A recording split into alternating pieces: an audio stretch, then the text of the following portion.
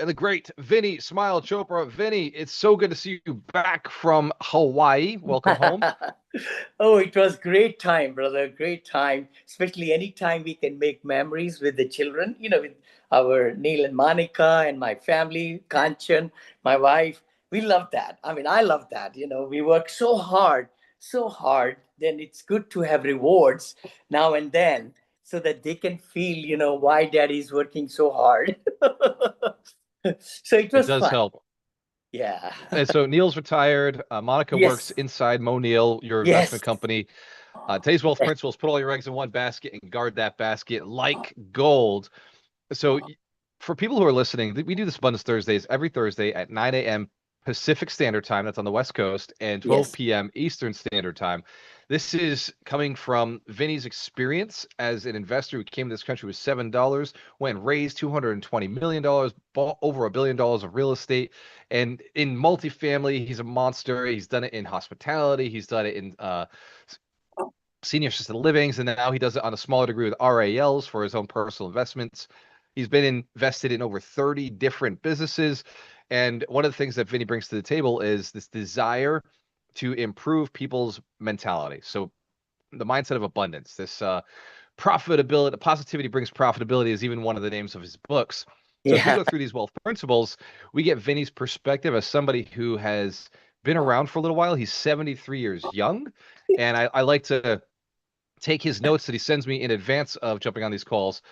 So the first thing you brought up for putting all your eggs in one basket. And by the way, for anybody who's listening, I know that it's crazy, but this is a Warren Buffett quote that this principle came from. Warren Buffett said, "Put all your eggs in one basket and guard that basket." But we also, Vinny and I, talk a lot about diversification. So where, Vinny, does it make sense to diversify, and where does it make sense to focus? Like, why are there different? Why is there two very smart philosophies? And Warren Buffett says diversify, and Warren Buffett says this is his quote: "Put all your eggs in one basket." So why does that exist? How can those be in the same reality from the same investor? That's so wonderful question. The thing is, we specialize. We make our wealth with our specialization, our interest, our teachings or learnings. If we are going after, building our nest egg in W-2 job, then let's just do the best of the best, right? And have a side hustle. I always say that. Don't just be confined to the W-2 job. That's not going to get you much further at all in life. What I really did was I started this business simultaneously 20 years back, almost 18, 19 years back in real estate. And that became a superpower for me as I retired from my W-2 job. So that's the key. That's the real key. You got to really be specialized in your, whatever you're doing, and save money. Save, save, save, save. I started with zero, actually negative bank account. The key thing is that you got to have a great partner. Of course, hopefully everybody, listening to us, I know divorce rate is at a peak and high and all that, but it's good to really, get a good companion partner who could share all the cherished, things.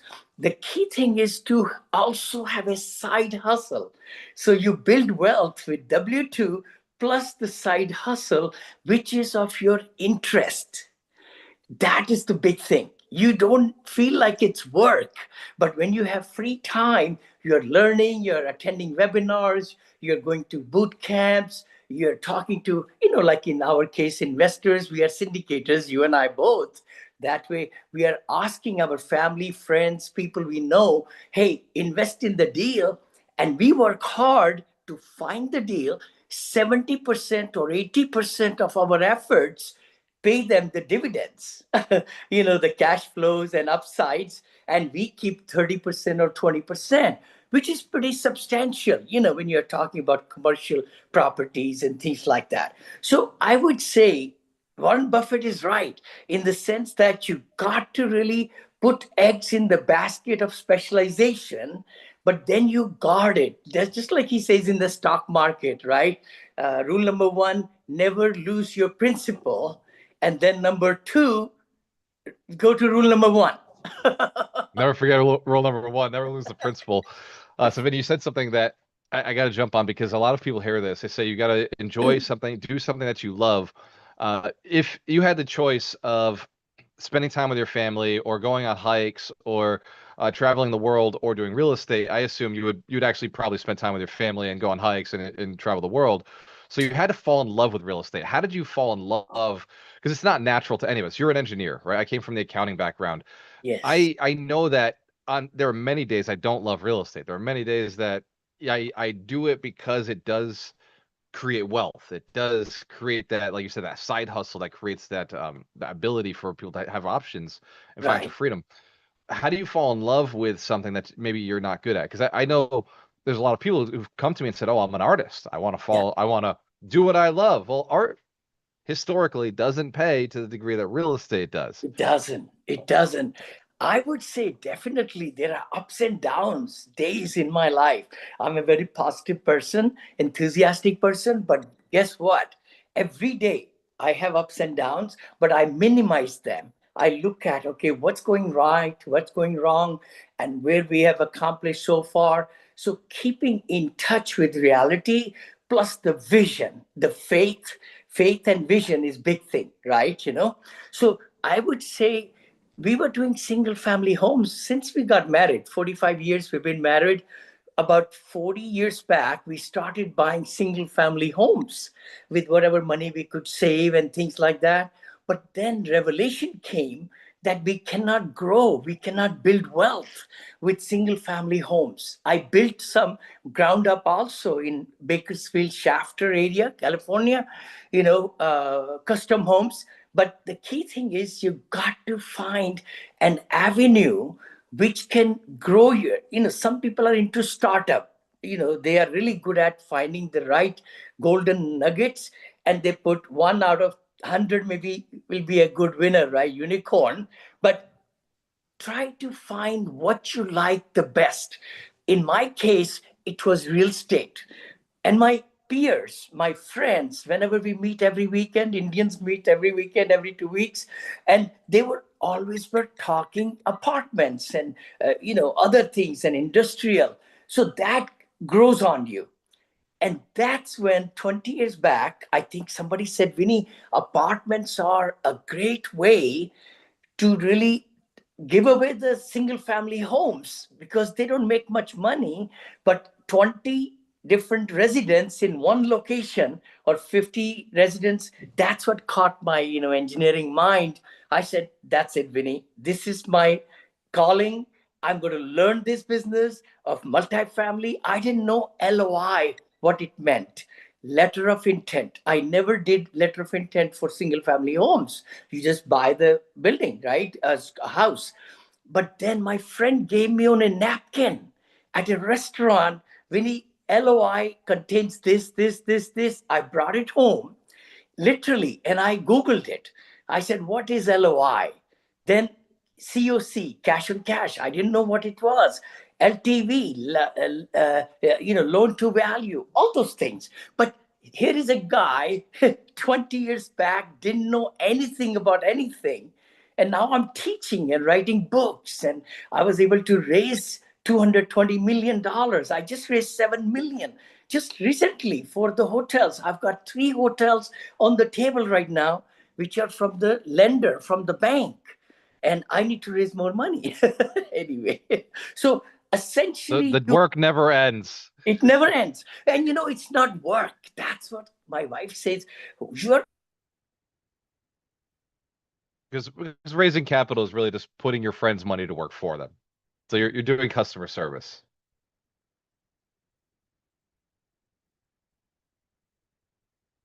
It might be my internet that is on the struggle bus today. Dorina changed my internet from one company to another one, and a little bit slow.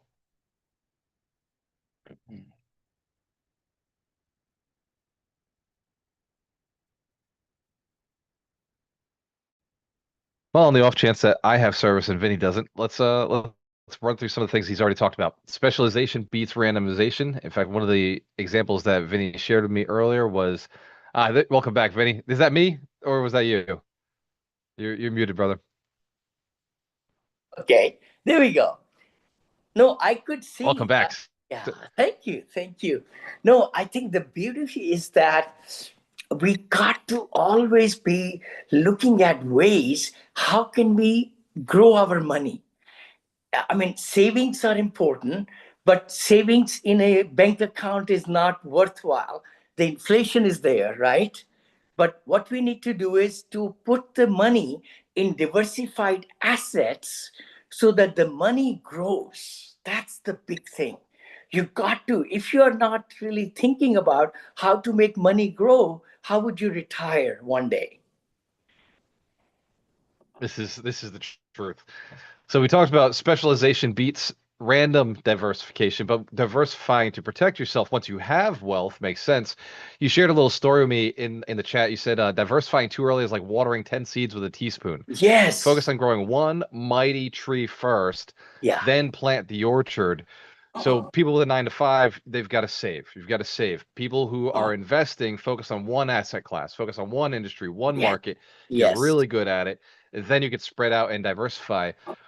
Guarding your basket. This is where diversification actually does come into play, like Yeah. mentorship, getting backup capital, reserves, insurance, legal structures, getting trusted team, trusted quality people, weekly Yes. KPIs, tracking what you actually do as a risk defense checklist. This is what you sent me earlier.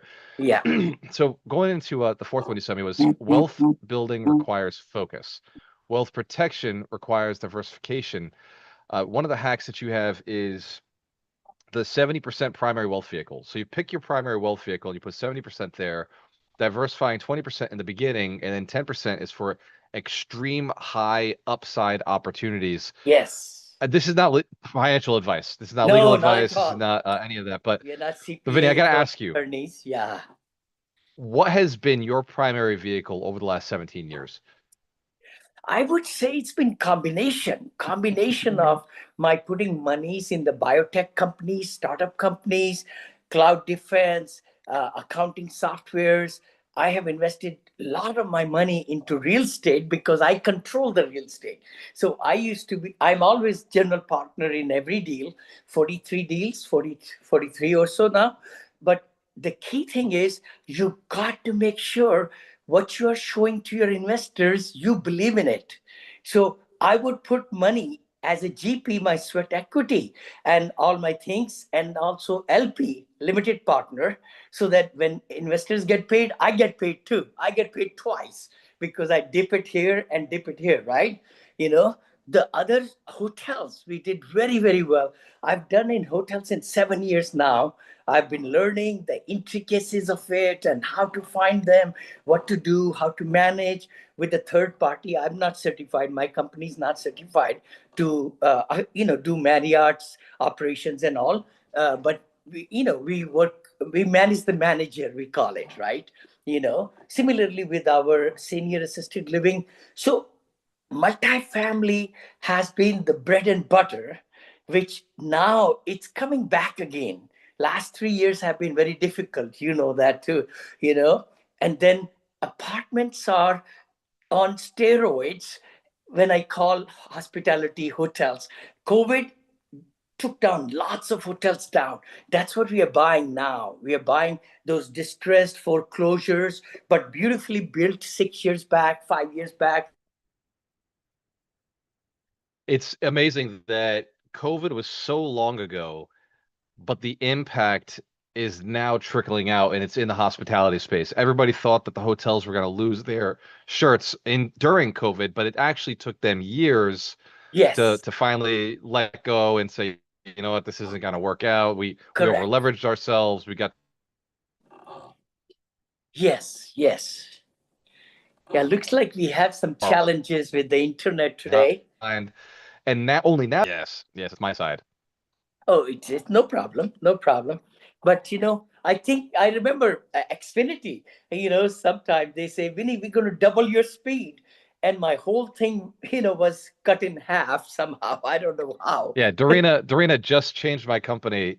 We had Okay, a great. We never had these problems, and then she came in 2 days ago, changed them, and now we're having the internet. It's been sure, 2 days of this, sure. so That's working a on small it. thing, So billionaires.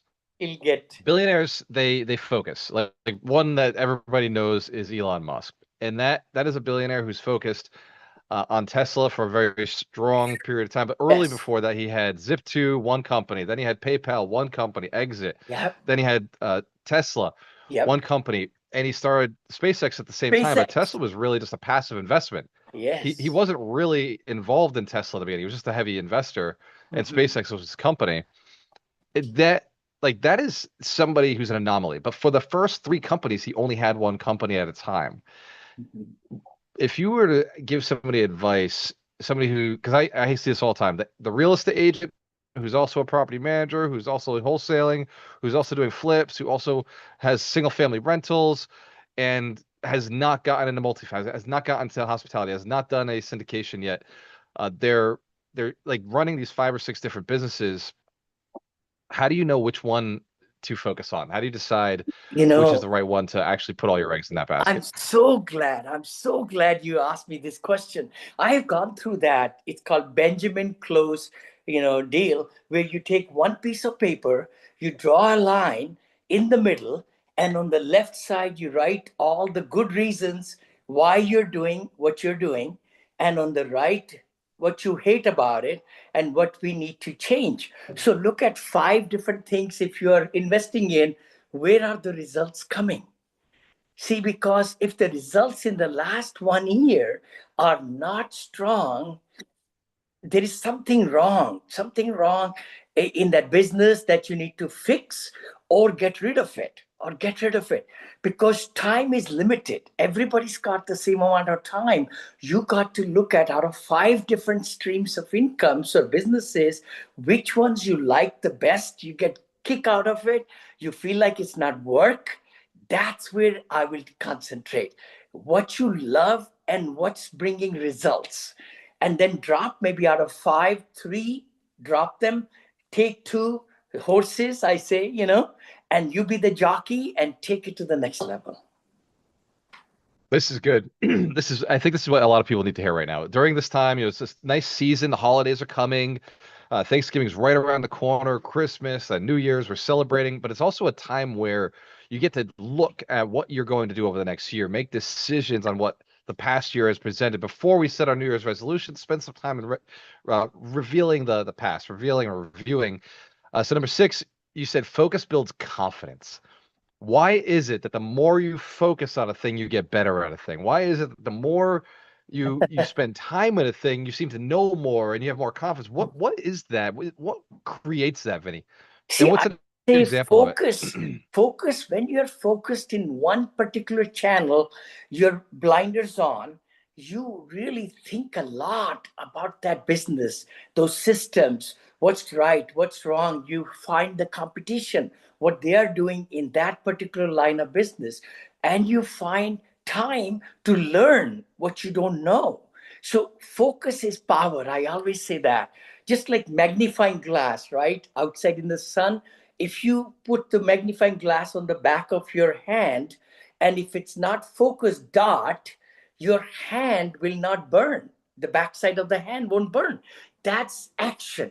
So focus is power because once you focus, then it makes things happen for you. If you're dismantled, you're scattered all over, then guess what? I mean, if you take out, up and down the magnifying glass, then nothing will happen. There is no action, no heat, no nothing. So that's what it's really true. I think we all should be thinking about, where can I concentrate? If I'm not concentrating in the this particular avenue, which is going to bring me the most results and action and money and wealth, then why to do it? Why to do it? So focus is very important. Very, very important. Why do it? Number seven, you got wealth loves consistency and repetition. At the Mm. summit, we talked about 90-day commitments. We talked about no new shiny objects, just Yes. focusing on one thing, doing your Yep. business. We all summit all weekend long. We were like, get rid of this business, get rid of that business, just focus on Yep. this, just do what your strengths are. Why does wealth love consistency though? That is like doing something over and over, repetition, like over a long period of time. What is it about building things that takes such consistency and predictability? See, this is a very good principle actually in life. Consistency brings results. See, if we are not consistent in forming the systems, SOPs, standard operating procedures, making sure the teams are well taken care of, their training is going on, and you're looking at the KPIs you mentioned today, right? So, consistency every day, every week, every month will bring results. But if we are not consistent, we leave few things haphazard and we don't follow through. Inspection brings results. I always say that. Inspection, concentration, focus brings results. So consistency is the backbone. Perseverance is another thing, right? Because you got to be consistent in your activities, and your team should be also consistent so that they are also doing their everyday things they are doing to the best of their ability, and be consistent and put them into SOPs. Because if somebody leaves, you want new person to come in into their shoes right away and not go through 6 months of training. The new person, they should be able to take from the where they left off. So I would say consistency, drive, positivity, faith, all those are mixed together.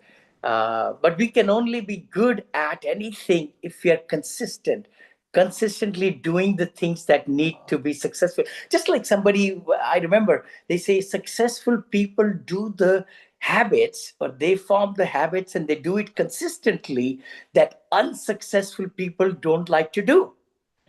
That's the real deal. Habits. Habits. Successful people consistently do things that people don't want to do. Yeah. It's like the gym. People who go to the gym every day Yeah. get a different result from those who go 3 times a week, like you do your walks every day. Yeah. And people who go to the gym 1 time a week get a different result from those who go 3 times. And then the people who go to the gym 1 time a year Yeah. get a completely different result from those who show up. Even if they spent all day in the gym for that one day, it's those little walk in, do that workout like you're doing right now. Literally every Yeah. Thursday, I see you on the treadmill. You're out there walking. So Vinney, Yes. you do a lot of trainings. You do a lot. You've written 4 books now. Your fourth book is actually coming out. It's being released, I think, Yes. either at the end of this year or at the very beginning of next year. For somebody Yes. who's really focusing on their education, really focusing on learning the right things, you can't put too much information into the brand. I've got all books behind me, and I every time I look, there's no day long enough to consume all of the books. So if you were to say there's a training or an education that a person should start with and excel in those trainings, what has been the most valuable education that you spent your most time on? That's Or a maybe you didn't spend a lot of time, but it provided a return over and over and over. A book or a philosophy or a principle or an education course or training.